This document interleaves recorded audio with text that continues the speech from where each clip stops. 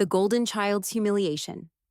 Lasted years, but I got my sweet revenge at our grandmother's funeral. My whole life has been marked by discrimination because of my brother Alex, who was the golden child, and it was never subtle. If he accused me of something, even falsely, my parents believed him and punished me. If I accused him, even with undeniable proof, his punishment would be lighter, and they would still find a reason to scold me. My dinner always had to be his favorite, and my parents would pretend not to know I couldn't stand it. He always got more gifts than me, and we always went where he wanted, even if it was supposed to be my day. My brother grew up spoiled and used me as a punching bag. At first, he mostly ignored me, but things got worse when we were teens. He ended up with no friends, and his behavior deteriorated. Whether his friends moved away or ditched him because of his personality, I don't know, as we were never close. My parents boasted about his imagined achievements but never mentioned his issues, while my flaws were constantly highlighted as teasing material. I knew he had no friends because we went to the same school, and I noticed his isolation, whereas I was fairly popular. Alex realized this and suddenly turned me from his punching bag into a target he needed to constantly take down. He started inventing new accusations against me and my friends. My parents stopped letting me hang out with anyone with excuses like, "Your friend is not a good person, according to your brother," or "Why are you trying to leave us? Why can't you be like Alex and enjoy family time?" I was saved only by my extended family. Most of them lived in the same town, and I got along well with my cousins despite the age differences. At one gathering, they invited me somewhere, I don't remember where, and I sadly replied that I wasn't allowed to go anywhere. When asked why, my kid self bluntly said, "It's because I'm not allowed to have friends since Alex doesn't have any." This got back to the adults, who apparently tore my parents apart later. I was scolded for lying and grounded for a month, but after that, they gave me some leeway, so it was worth it. Alex switched schools. The humiliation of our family knowing his social status must have been too much. He demanded a switch, and my parents immediately obliged, even though it cost them more. He made friends there, but he never went back to mostly ignoring me. Having felt the power to mess with me and angry that I told the family about his issues, he never let me go. My life remained difficult. His friends would come over and bully me, which my parents called light teasing.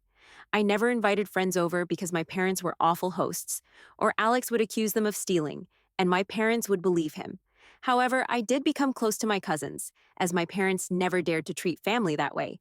Then I got my first boyfriend. I didn't want to bring him home, but my parents insisted. At one point, we were separated, and he came to find me to tell me Alex had been flirting with him. My brother came over in skimpy clothing, batting his eyelashes, and started telling him how bad I was and how good he was. The guy was annoyed and ran off to find me.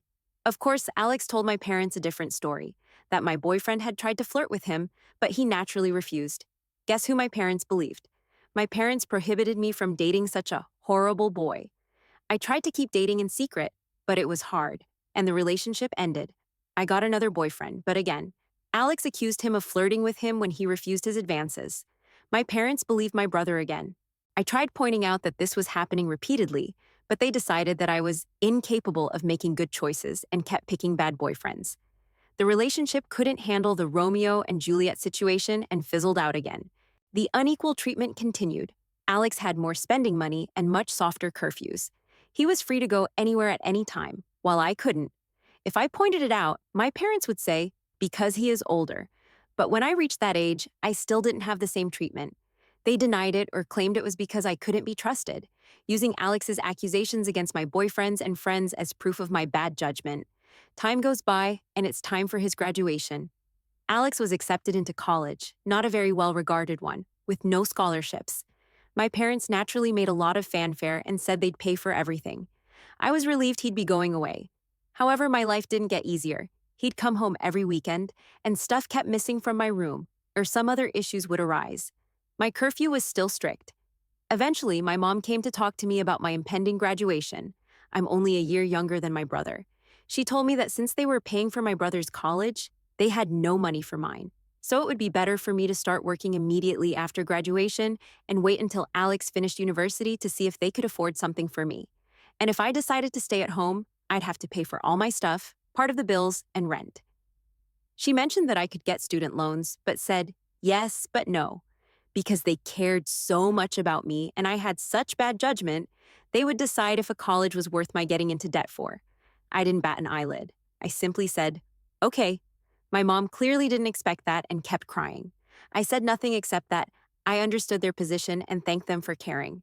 My father later tried the same, but I also refused to be emotional. You see, after a lifetime of their terrible parenting, I never had any expectations toward my education. I knew they would find an excuse not to pay for mine. I had been preparing for college for a long time. I couldn't go out much, and my friendships were slim, so I had a lot of time to study. And study I did, because I saw college as my only chance to be free. The time came, and I worked my butt off, getting a full scholarship. It was a good enough course in a decent college. Knowing Alex would hate it and try to stop me via my parents, I put my achievement on social media, forcing myself to thank them in the post. Now, they couldn't forbid me from going. They let slip that my brother wasn't doing well in college, and since he was smarter and had better judgment than me, I'd suffer worse. I obviously stuck to my guns. College was my savior. I started being happy. I still contacted my parents and visited on holidays, but since they refused to pay for anything, I could excuse not going a lot due to money. During this time, I avoided introducing any man to them, and Alex dropped out of college. He moved back home, paying no bills or rent, but it's different, my parents said. He started working at the same company as my dad, obviously thanks to my dad pulling strings. I met my husband, Jake, around this time. I am the type who is meek and a doormat, but my husband is the guy who claps back immediately. He loves drama and loves to resolve it. He is the guy that if he doesn't immediately reply to a slight, you better start worrying because he is just doing something worse for revenge. We decided to hold our wedding in my hometown. My parents naturally demanded to meet Jake. I reluctantly agreed. See, he had been getting ready for this. He even bought a high-quality recorder. He was stoked, thinking of all the ways he could refuse my brother's advances, insult him, and then spread the recording. He went there and came back later, euphoric. Babe, babe, you won't believe the awful things they wanted. Babe, we can screw them over so bad. There are so many possibilities. He went there, and instead of flirting, my parents and brother sat him down. They proclaimed they were willing to pay for my wedding on one condition. Alex would have to officiate the ceremony as the honorary officiant to get his moment in the spotlight. Their excuse was that it wasn't okay for a younger sister to marry first, so it was only fair if Alex at least had the experience of leading the ceremony. This would give him a chance to deliver a speech and get plenty of pictures in a nice suit. My husband Jake sincerely recounted how my parents wanted even my day to be about my brother, with a grin on his face and the recording to prove it. I was shocked. My husband whispered, "String these idiots along." We had a blast thinking up ways to screw them over. We eventually settled for the most benign plan. Act like we agreed, but then hire security and don't let him in. Jake went back to my parents. He pointed out that I don't like conflict, so if I was surprised with it, I might not throw a tantrum. On the other hand, marriage is a big thing, so who knew if I'd lash out? Thus, he suggested a compromise. They'd help pay for stuff. This way, I would feel even more pressure to not say anything. My brother literally started skipping with joy like a kid. It was accepted. Importantly, Jake claimed that due to my bad judgment and past boyfriends, I was distrustful and controlling. As such, it was imperative that nothing of this plan was ever put in writing. For any discussion pertaining to Alex's role, he would go over to their house to talk. The double cross and the expensive wedding. So began the months of deception. We decided to milk them. We would check the menu and drink options and then accept the lowest priced option. Jake would then secretly take my brother there to try it out and then sigh and say, "It's a pity we don't want to abuse my parents' goodwill, so we won't get the best options." Cue my brother demanding my parents pay for the best. The same was done with the photographer and flowers. Jake handed my brother a bouquet of the flowers we wanted and then sadly expressed how I wanted some other tasteless flowers. Jake and I, who had sincerely considered a courthouse wedding, ended up having this extravagant, expensive wedding and barely spent a dime. We called it back to pay for emotional damages from my parents. The day of triumph. Soon the day came. The plan was to wait until everyone was seated. My parents got a text that my brother was less than 5 minutes away, so my dad signaled for the ceremony to start. We made sure to keep our real security, a bodyguard, hidden initially. Only after my parents had settled in did we bring him out. We instructed him not to let my brother in. Soon the moment arrived. The bridal song began, the doors opened, and I entered. My dad was shocked to see me. Then his phone rang. I saw the caller ID, and it was my brother.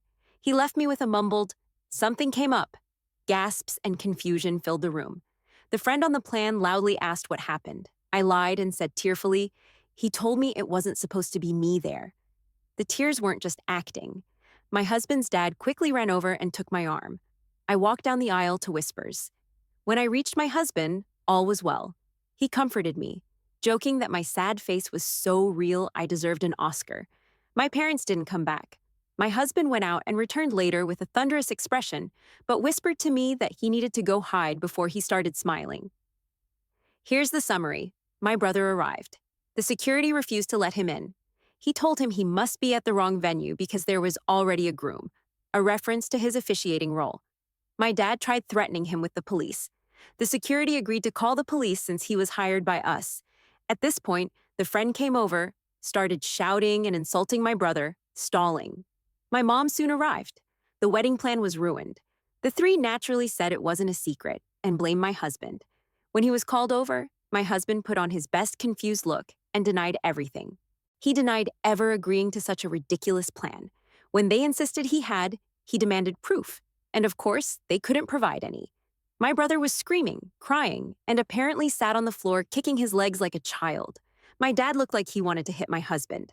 My husband ripped into them about being terrible parents and said he wasn't going to let their stupid plans and lies ruin his wedding. No one believed them. Watching my parents and brother get torn apart by everyone who came out to see the drama was delightful. After years of being accused of things and not being believed, seeing them get a taste of their own medicine was one of the best wedding gifts. My brother eventually messaged me.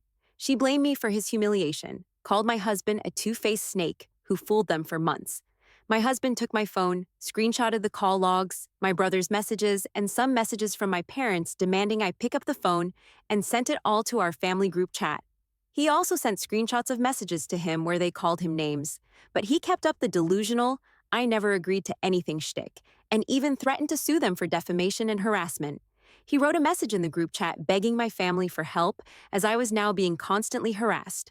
All in all, while I would have preferred a normal loving family at my wedding, at least for once in my life, they not only failed to ruin something meaningful to me, but I got back at them.